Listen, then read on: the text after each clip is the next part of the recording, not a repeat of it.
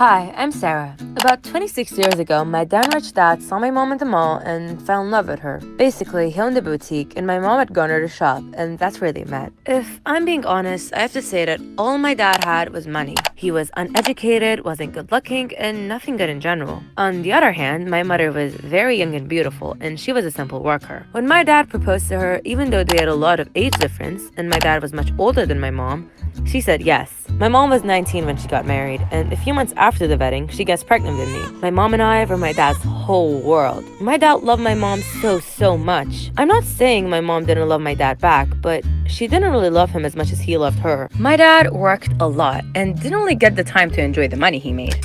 He didn't really have any friends either, except for his childhood best friend, David. David, whom we called Uncle David, got married 3 years before my dad and had a son 2 years older than me and also a daughter my age. We were only associated with Uncle David because my dad wasn't a very social person and just hung out with David. We would be at Uncle David's 2 or 3 days a week, or the other way around. I was in middle school when I slowly started catching feelings for David's son, Michael, and I would get butterflies whenever I saw him. I always made excuses to be alone with Michael, like wanting to study or read. After a while, I realized that Michael liked me too, and that's when we started dating. Years passed and we got into college. Michael and I had been dating for a while now, but none of our family members knew. The reason why was that our dads strongly disagreed and said you have to date people outside our family. Basically, my dad and David had been so close that they saw each other as family. Sometime later, my dad fell very ill and passed after 3 months. My father's death made me extremely depressed and I didn't really care about anyone or anything anymore. All the time I felt horrible. Michael was the only one who was there for me and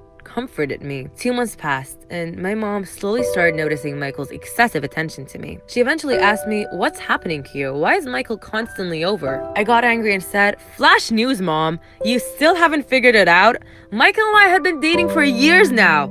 We love each other and want to get married." My mom got nervous and replied, No, you don't. I will not allow this, and I'll hear nothing else about it." My mom and I fought hard that night, but I was tired and had made my decision already. I was going to get married to Michael no matter what. It was around summer when I told Michael, "I'm not young. We're adults and our parents have no right to decide for us. Talk to your mom and tell her how much we love each other." Michael agreed with me and accepted. Some days passed and we were gradually preparing to get married, and no one's disagreement mattered to us anymore. One morning, I told my mother very seriously, "Michael and I are getting married today. You can come if you want." My mother was shocked and started yelling and crying out, "You aren't allowed to do that!" She eventually said, "Please, I beg you, just wait 1 month." And so I accepted. After a month, my mom came to my house with DNA test results and said she'd take care from my clothes and Michael's hairbrush to test. This was very strange for us. In my surprised state, I took the result from my mom and looked at the data. It said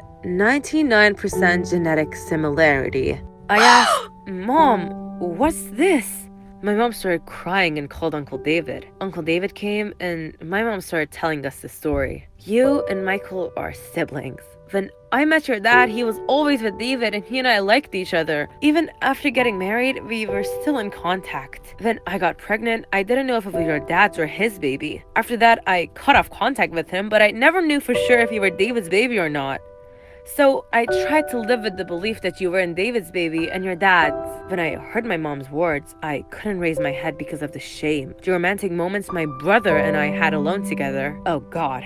Uncle David was also ashamed and had his head down. I just started remembering how kind and caring Uncle David had been to my mom after my father's death. I immediately went to my room and packed all of my stuff and mumbled, "Thank God my father isn't alive to know about this."